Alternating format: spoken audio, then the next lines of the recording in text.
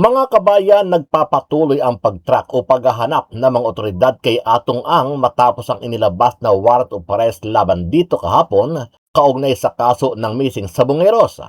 Sa isang panayam, sinabi ni Department of Interior and Local Government o DILG Secretary John Vicrimulya na napakayaman ni Ang para gumawa ng mga paraan upang makaiwas sa kanila. Sa kabila nito, actively searching aniya ang lahat ng opisina ng DILG para tuluyang matuntun si Ang. Bagamat hindi raw magiging madali ang pag-aresto, hindi sila tumitigil sa pag-locate sa business tycoon. Batid din umano ng ahensya na posibleng manlaban ang kampo ni Ang, pero pagtitiyak ni Remulla na handa sila sa anumang pwedeng mangyari. Sa huli, sinabi ng kalihim na magtatakda na sila ng reward para sa pagkahuli kay Ang.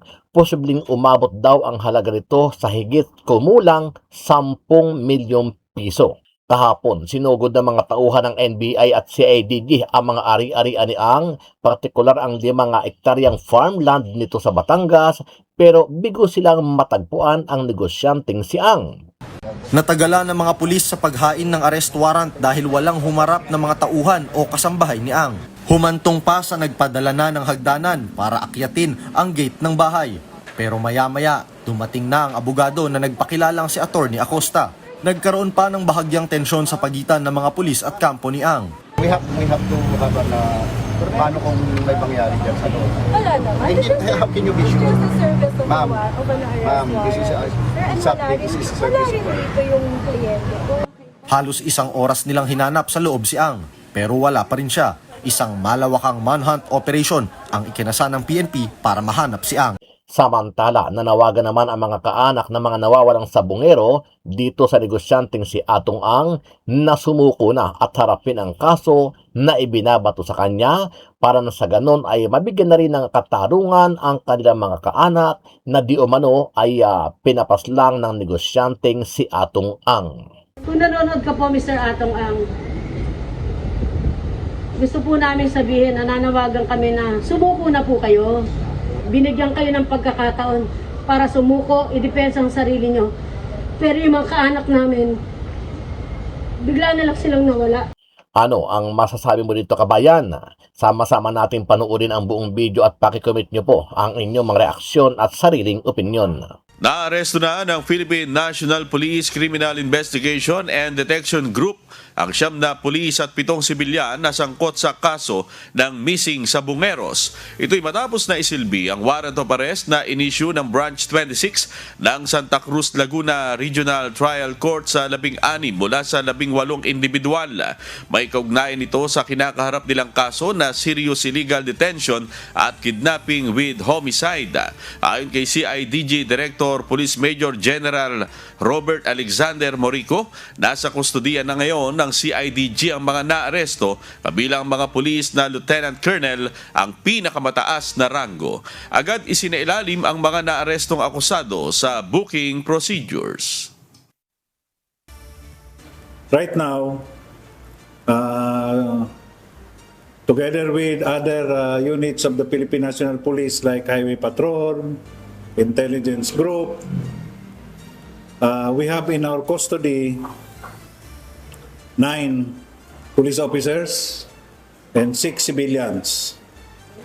Yes. 6 civilians po, mga ano ni security ni Atong Ang dati, co-accused. The operation is ongoing. We're going to account all. We will do our best, perform the marching order coming from the Chief PNP. I ask Mr. Atong Ang to peacefully surrender na lang.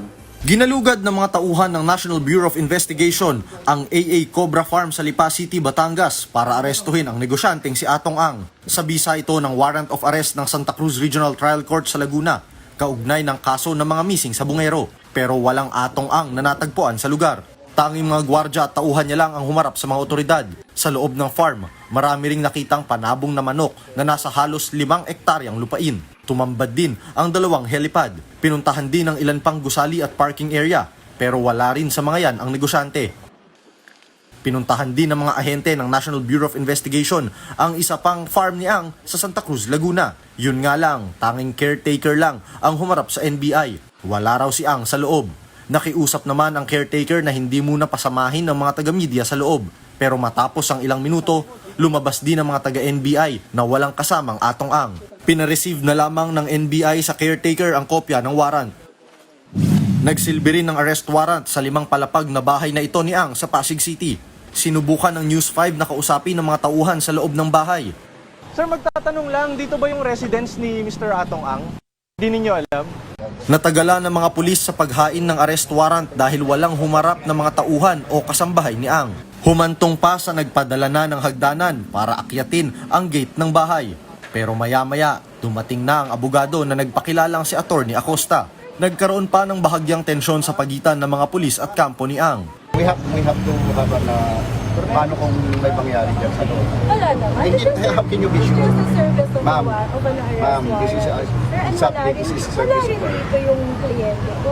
Halos 1 oras nilang hinanap sa loob si Ang, pero wala pa rin siya. Isang malawakang manhunt operation ang ikinasa ng PNP para mahanap si Ang. Bagay na ikinatuwa naman ng pamilya ng mga nawawalang sabungero. Kung nanonood ka po, Mr. Atong Ang, gusto po namin sabihin, nananawagan kami na sumuko na po kayo. Binigyan kayo ng pagkakataon para sumuko, idepensa ang sarili nyo. Pero yung mga kaanak namin, bigla na lang silang nawala. Welcome development din ito sa grupong Justice for Missing Sabungeros Network. Masiguro na itong mga biktima ay mabigyan ng hustisya kasi otherwise mananatili yung kultura ng impunity sa ating bansa. Handa ang Kamara na aksyonan kung matutuloy ang paghahain ng impeachment complaints laban kina Vice President Sara Duterte at Pangulong Ferdinand Marcos Jr. Ito ang paniniwala ni Bicol Saro, Party List Representative Perry Ridon, Chairperson ng House Committee on Public Accounts at miyembro ng House Justice Panel. Sa gitna ito ng ulat na may mga individual na naghahanda ng ireklamo si PBBM dahil sa umano'y mali at abusong paggamit sa nakalipas na pambansang pondo na naging ugat ng malawakang korupsyon sa proyektong kontrabaha ng pamahalaan. Pero para kay Congressman Ridon, walang basis para sampahan ng reklamong impeachment si PBBM. Taliwas naman ito sa paniniwala ng kapwa kongresista na sina House Deputy Minority Leader at ACT Teachers Party List Representative Antonio Tinio. Think wala pang matibay na batayan para magkaroon po ng impeachment complaint against the President kung ang magiging batayan ay yung pagkakaroon po ng unprogrammed appropriations. Firstly, the unprogrammed appropriations had been there since 1989. 2 years after the 1987 Constitution, well, use of flood control anomalies. I think we have to be very clear that it was the President himself that blew the whistle on flood control corruption in government. May nakikita tayong pwedeng grounds ng impeachment. Yan ay kaugnay doon sa naging sistematikong pandarambong ng national budget sa ilalim ng administrasyon ni Pangulong Marcos Jr.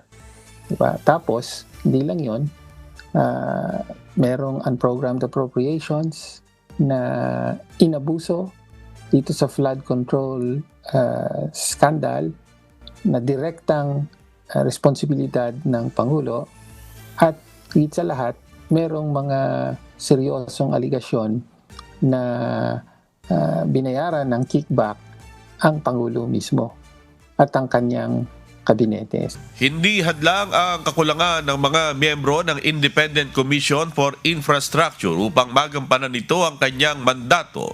Naniniwalang Malacanang na kakayaning magtrabaho ng ICI kahit pa nag-iisa lamang ang miyembro nito sa katauhan ng mismong chairperson nito na si dating Justice Andres Reyes Jr.